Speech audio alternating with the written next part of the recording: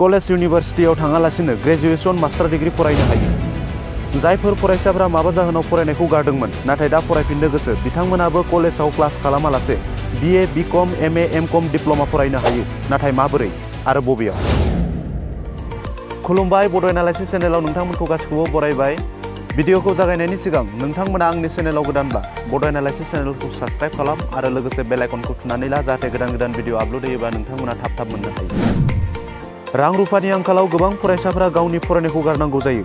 College फरायनानै प्रोफेशनेल degree certificate लानो गोसो दंब्लाबो थाखा फैसा गैयिनि थाखाय फरायनायखौ दोनथ'नांगौ जायो। फरायनायखौ गारनानै गुबुन जायगायाव खामानि मावहैनांगौ जायो। सोरबा रांखान्थि आंखालनि थाखाय रेगुलार क्लासाव थांनो हाया। फारसेथिं आथिखालाव साख्रि बाख्रि नागिरनो थाखाय सार्टिफिकेटनि गोनांथि। OHS पास जानाय सार्टिफिकेट, ग्रेजुएशननि सार्टिफिकेट, मास्टार डिग्रीनि सार्टिफिकेट, डिप्लोमा सार्टिफिकेट बायदि बायदि। जायफोरा रां रुफानि आंखालाव मोजाङै फरायनो हाया, रेगुलार क्लासाव थांनो हाया, बिथांमोनाबो साख्रि लानायनि मिजिं थायो। नाथाय माबोरै जाफुंगोन बेफोर सिमाङा, जेराव रेगुलार कलेजाव थांनानै सोलोंथाइ लानो हादिया? लोगोफोर, रेगुलार कलेजाव थांनानै सोलोंथाइ लानो हायाब्लाबो आथिखालाव सोलोंथाइ लानायनि गोबां खाबु दङ। आथिखालाव ODL आव थामहिनबा अपेन एन्ड डिस्टेन्स लार्निंआव गोजौ सोलोंथाइ लानो हायो। थामहिनबा BA, BCom, MA, MCom एबा बायदि बायदि फरायनो हायो आरो मोजां साख्रिबो लानो हायो। बेबायदि ODL आव फरायनानै मोजां साख्रि मावनाय गोबां सुबुंनि बिदिन्थि दङ। गोबां सुबुंफोरा सानो आंहा थाखा फैसा गैला, कलेजाव थांनो हाला, आं फरायनो हाला, बेबायदि होननानै फरायनायखौ जालदाब गारनानै थायो।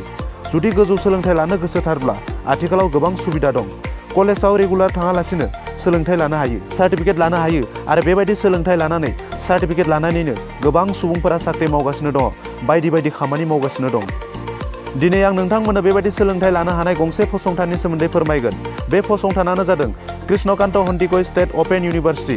बे इउनिभारसिटियाव बैफोरबायदि सुबुंफोरा सोलोंथाइ लानो हायो जायफोर सुबुंफोरा सिगां फरायनायखौ दोनथ'बाय नाथाय दा फिन फरायफिननो गोसो, एबा जायफोर सुबुङा रेगुलार क्लासाव थांनानै सोलोंथाइ लानो हाया माबा जेंनानि थाखाय, नाथाय गोजौ सोलोंथाइ लानो गोसो, जेरै ग्रेजुएशन, मास्टार डिग्री लानो एबा फरायनो गोसो, बिथांमोना बे फसंथान एबा इउनिभारसिटियाव मुं थिसननानै सोलोंथाइ लानो हायो।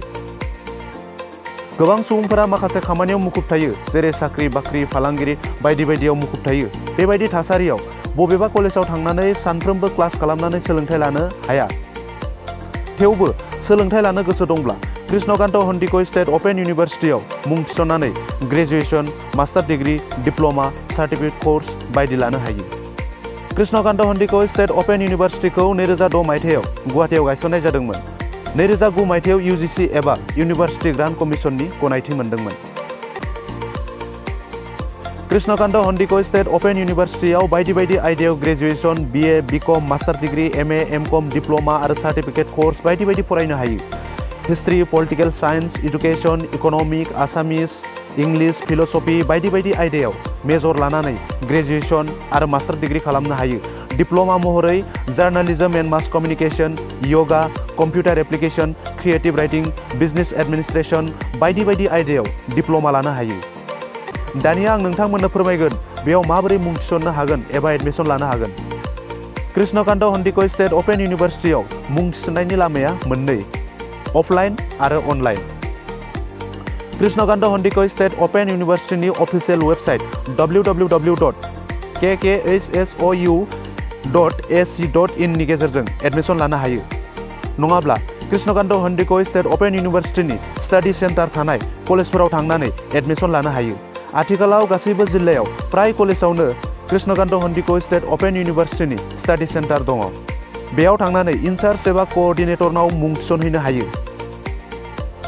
कर्सनि फिसनि बाथ्रा बुङोब्ला कर्स लाना कर्स गुबुन जायो। मास्टार डिग्री एबा MA, MComआव मोनफ्रोमबो सेमिस्टाराव 5,000निफ्राय 6,000 रां खरसा जानो हागौ आरो डिग्री एबा ग्रेजुएशनाव मोनफ्रोमबो सेमिस्टाराव 3,000 रां खरसा जानो हागौ। डिप्लोमा आरो सार्टिफिकेट कर्सआव बेनिख्रुइ खमसिन खरसा जागोन। कृष्णकान्त हन्डिकय स्टेट अपेन इउनिभारसिटियाव मुं थिसननायनि सम एबा बोथोरा मोननै, थामहिनबा बोसोराव खेबनै जायो। जुन जुलाइआव खेबसे आरो जानुवारि फेब्रुवारियाव खेबसे। 2024 मायथाइनि एबा देग्लायनि जानुवारि सेसननि एडमिसना दासिम सोलिगासिनो दङ। फैगौ 31 मार्चसिम एडमिसन लानो हागोन। अपेन एन्ड डिस्टेन्स लार्निं थामहिनबा ODL आव मुं थिसननानै फरायनायनि मोजां मुलाम्फाया बेनोदि बेनि फोरमानलाइयाबो गुबुनफोरनि बादि समान बेसेन दङ। बेयाव फरायनाय फरायसाफोराबो गुबुनफोर बायदि गोबां स्कलारशिप मोनो।